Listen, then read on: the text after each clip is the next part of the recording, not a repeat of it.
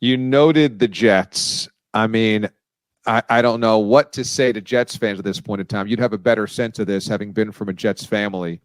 But it's a season that began with so much promise. And now 5 weeks in, not only are they sub 500, but the coaching staff is under fire. The defense is under fire. The special teams is under fire. And the quarterback is under fire after a 3-interception game in London. So what has gone so wrong? Who do you blame most out of this blame pie? By the way, you just revealed something that people don't know, which is that I grew up a Jets fan. Really? They don't know this? People don't know this. Jets fans don't know. Am I supposed to keep this undercover?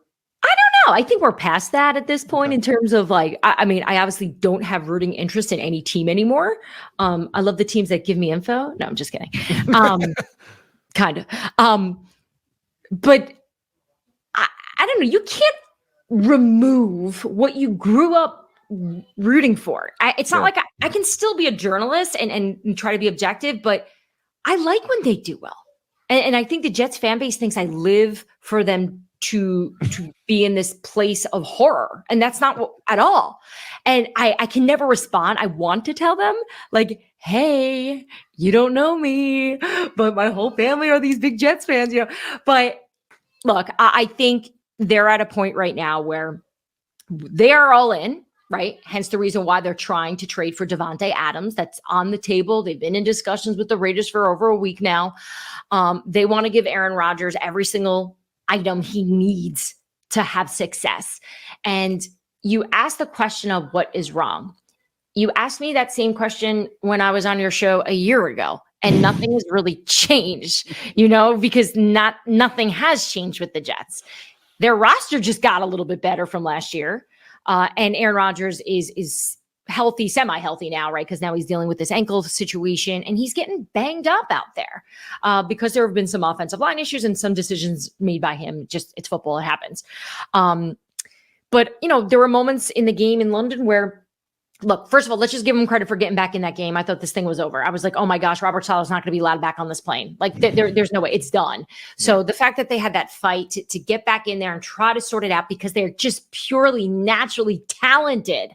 And that's where I'm encouraged and excited by this team. And Aaron even said, as long as we stick together, I still think we can figure this out. I just don't know if it's in his control. I don't, as much as he can lead and as good as he is and as much of a grip he has on this organization, it may be a bigger issue than just Aaron Rodgers. They have never been able to out-scheme another team. Have you noticed that? They're never able to do it. So until they can figure out how to do that and not put it all on Aaron, I just think this is going to be an uphill battle.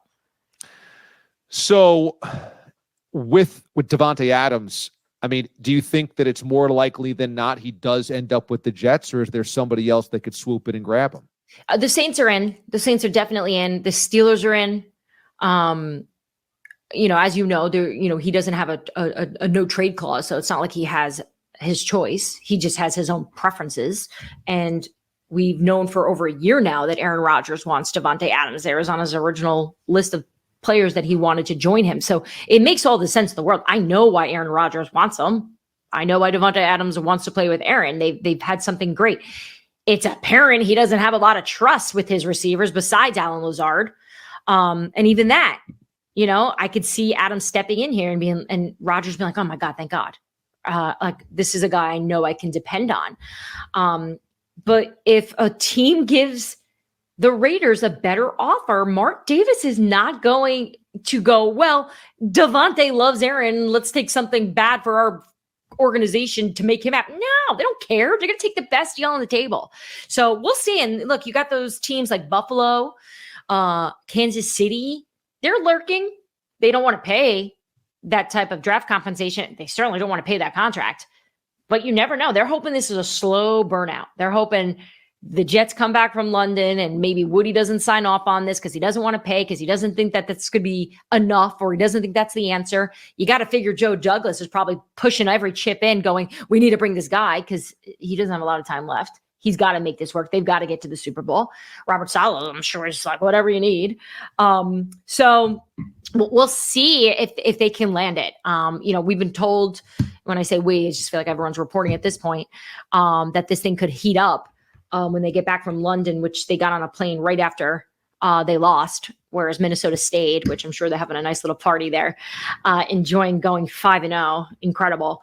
But we'll see what the mood, the tone, the decision-making is, because that's a rough flight home for them.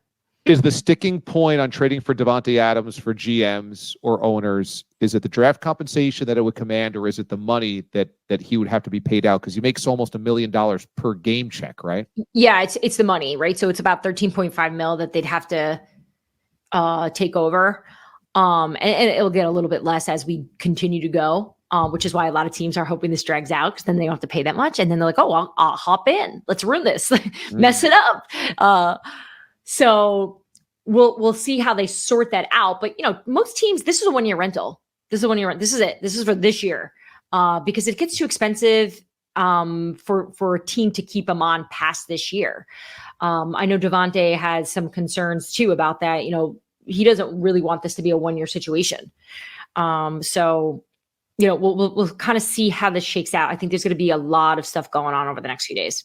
So the longer it goes to where he's not traded, the worse off it is for a team like the Jets, because it would mean more suitors would jump in because the contract would be less, fewer weeks left in the season. Correct. Now, the Jets would love to squeeze them too, though, because then they'd have to pay less. So, when I talk to sources about the situation, I'm told pretty consistently that the Jets are in no hurry. We're in no hurry. Well, they're in no hurry because they don't want to pay, but they want to get Davante Adams on their team. They've got the Bills.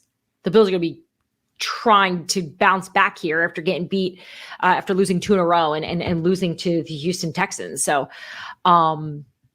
we'll see if that urgency changes, and if they're a little bit more, if they're quicker to get this done so he can be at practice this week.